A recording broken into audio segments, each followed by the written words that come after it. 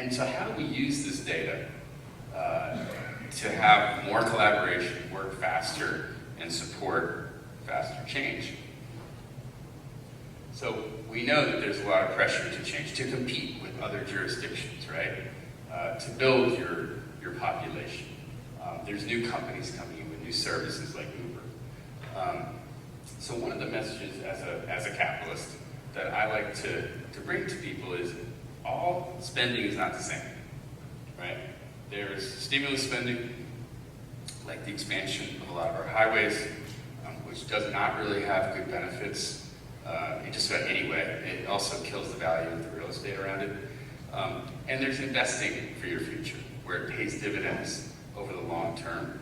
The other thing is we spend so little of our GDP. We spend 2 to 3% of gross domestic product on infrastructure and transportation. Europe spends 5 to 6%. Asia spends 8 to 9%. So that means that the little tiny bit that we spend, we need to be very careful how we spend it. And as I was saying, I'm not going to go into this, but this idea of induced demand is important to understand, because the data and the science show that building those lanes actually hurts us and makes our roads more congested. I already showed that one.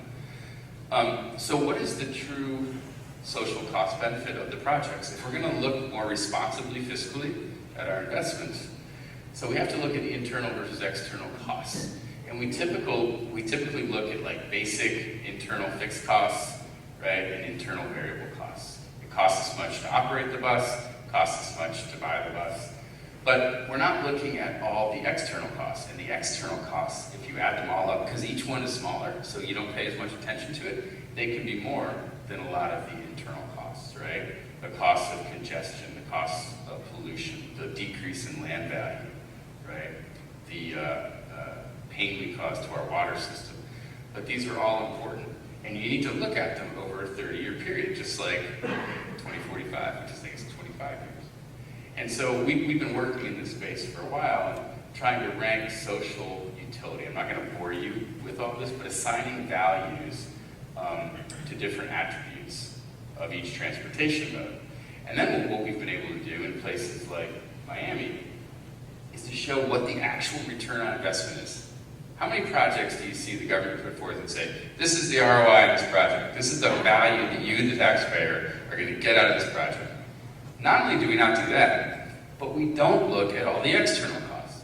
So when you look at economy, environment, equity, fiscal return, happiness, health, and safety, guess what? Something like a bus rapid transit line, 27 times return. Whereas that extra lane on the highway, probably negative 10x. There's a difference, right? So we should demand that our government show us this type of analysis. And then, once you have that type of framework, then you can start doing scenario planning and saying, well, what if we did this versus that? What if, in addition to the bus rapid transit, we also put in a bike network at the same nodes as the bus rapid transit? And what we found is sometimes you get 3 to 4 to 5x returns.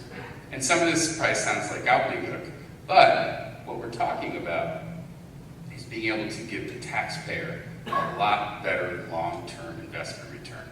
And that's important. I'm almost out of time, but I do want to talk about parking real quick, because I know that we spend a lot of money on parking.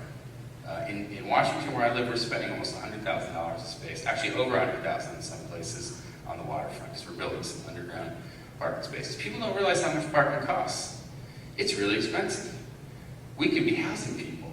So the average 2-bedroom, these are like 2012 numbers, across the U.S. in 2012 was $800 a month. I need to update these numbers. You put underground parking space in, that's a $1,300 a month rental instead of $800, right? That's a 62.5% increase to the cost of living versus investing in a bus that runs by every 5 minutes. So, meanwhile, we've got 500,000 people that are homeless. Who's heard of microunits? Anybody heard of microunits? There's this trend in cities, part of it's due to these college students with $100,000 in debt, but part of it's people wanting to live near things more than wanting to have a lot of space. And so the average parking space is 330 square feet. The average micro unit is 330 square feet. So just imagine if we took some of our parking garages and parking spaces and we converted them into housing, actually 325 square feet. At current interest rates, people could own their own micro unit homes, people coming out of school, for instance, for $358 a month, or low-income people, right, who we give affordable housing rentals. So to some of you, this probably sounds nuts, but what I'm saying is, why are you prioritizing storing cars over people, right? And these are some of the, again, secondary, tertiary impacts of the investments that we make up front in our transportation and our land use system. So when we build that sprawl, there's a lot of costs. You gotta run the electrical out there, right? Flint, Michigan, closing half the cities that can't afford to run the utilities. It's not efficient, it's not fiscally responsible. And personally, as a fiscal conservative, I embrace high return investments. I don't care how much it costs, as long as there's a high return. Because people ask me all the time, well, how much is too much to spend on a bus system or a tram system? And I say, I don't care how much it costs. And they say, well, that's completely irresponsible. And I said, no, let's measure the ROI. And let's see what the impact is. And then once we measure the ROI, let's look at the fully loaded social cost benefit over 30 years. Phoenix, not exactly a liberal place or a purple place, they made the initial investment in a light rail line from the airport. And it was very controversial. They did a great job with it. And they have seen incredible investments to the point where people voted to tax themselves to the tune of actually $31.2 billion to build out a citywide network. Why? Because the ROI is like $150 billion. So who cares if it costs $30 billion? If you're going to see that kind of return. And now they're seeing even more development and more investment, right? So there's real impacts from investing versus spending. You know, I could keep going, but I feel like that's sort of a strong point to end on, unless you want me to keep going through. Yeah, go. Okay. So let's talk real quick about some of the cool shiny objects. And I'm into technology. I also do venture capital. Very excited about autonomous vehicles. These are all the trends that are coming right now, are happening. Shared electric, autonomous, active scooters, bikes, co-creation between government and private sector, and then big data. There's a lot of other things happening in the background that are going to change the way people move, change the costs of it, change our cost of living. The fact that we will be living off of energy produced by the sun and wind instead of oil is going to be a big thing. You guys are doing a great job of that here, actually.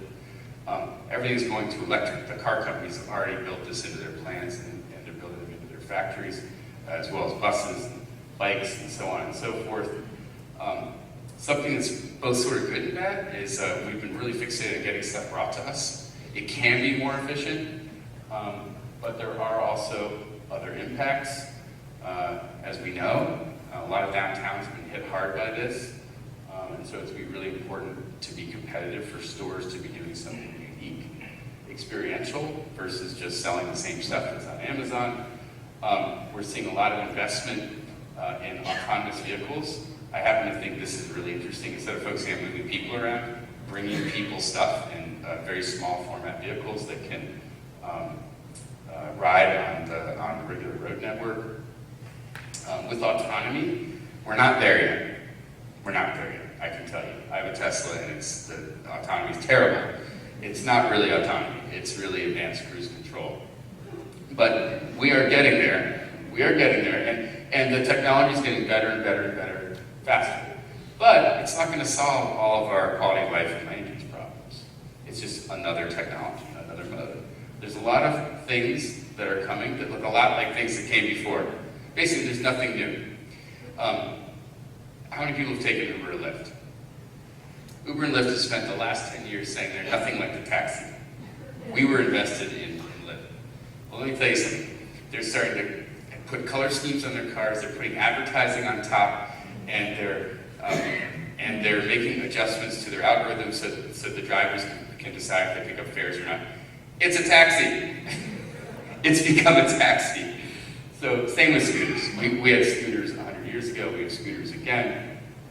And so, what we're seeing is this movement towards access. People want access to things, they don't necessarily want to own things. It's still a big business, but it's not going to be what it was, building cars and everybody buying a car and driving around and building concrete for roads. In my book, Startup City, I try to map out a responsible future where we use the technology appropriately, but we don't say, we're just going to use a robotaxi all the time for everything. Because it doesn't solve our problem. It doesn't solve our environmental problem, our quality of life problem, our construction problem. It just pushes it further down the road. So we still need transit. We still need livable, walkable, transit-oriented, places. And we need rural places too. So, the thing we have to admit, this is in Los Angeles. Feel lucky you don't live there. This doesn't work. You can build more and more and more and more lanes, and you'll have the same problem, but it'll just be worse.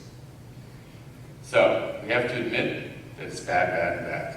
Really bad economically also. There's so many technological trends that I'm not even going to talk about any of them. But what I will say is they're both very exciting and in some sense uninteresting. They're not going to solve our basic problem.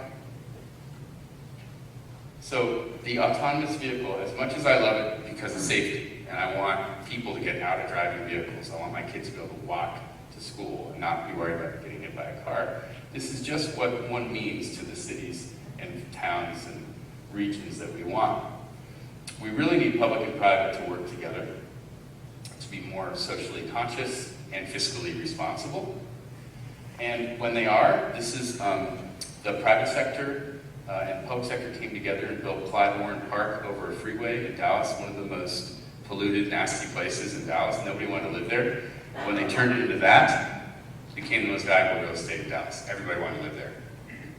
That tells you something, right? Public and private work together, and that costs $100 million. It's not that much when you look at the impact on the real estate values. And if you think like change is not going to happen that quickly, it's happening quickly. This is from the Industrial Revolution, not the information age. But this is 1900. There's only one car. It's all horse and buggy. And in 1913, it's all cars. There's no horses. So that's how fast things will change. And we want your region to be competitive. And it's going to be tough. You guys have already gone through a number of transitions over the years that have been tough. People are probably going to work less, right? They're probably going to work from home more. There will probably be fewer factories. There's going to be more 3D printing. The world's going to change. And so what are the things that are going to future-proof your community, make it a place that if people are working 20 hours a week, maybe making a lot more per hour, maybe working out of the house, spending more time in their community, bartering for food with their neighbors, things will be different. Are they going to want to live in that dark place I had up on the left, or the nice, green, beautiful, walkable place on the right? What we do know is there's going to be a ton of change, right? And this is the Kubler-Ross model for change management. It's basically built around death of people that we love, or change, death of the things that we take for granted. But once we start to experiment, make better decisions, we can create a better life for ourselves. This is a picture of my daughter, the first pair of shoes that we got her. But when you look at the United States, we are the richest country in the world. But we're 18th happiest according to the happiness index. So GDP, number one. GDP, social support, health and life expectancy, freedom to make life choices, generosity, perception of corruption, everything else, we're not so high. So we can do better. And when you think about transportation or mobility, as we are now calling it, or connectivity, is it a privilege or a right? Do people have to have a lot of money to have good transportation, or should it be something that everybody has access to? There's a new movement towards universal basic mobility. Google that. It's really interesting. And so we've been talking a lot, and working in Los Angeles, for instance, on transportation happiness. This idea that we should look at the quality of the trip, not just how fast we get people there. Do you get some exercise on the trip? Do you get to read a book? Do you get to do some work? Right? Do you enjoy your trip? Transportation should be fun. And by the way, not everybody wants to live in a big city. In fact, you look at the happiest places in the US, almost none of them are big cities. They're places like this, but they have very livable, walkable, high quality of life environments. Charlottesville, number 3, my hometown. And the good news and the bad news is we have to do this. We don't have a choice. The stuff that I'm talking about is not optional. Yes, it would be much better for our pocketbooks. Yes, we'd be happier. All those things. But if we don't, our kids aren't going to have a place to live. Thanks for listening.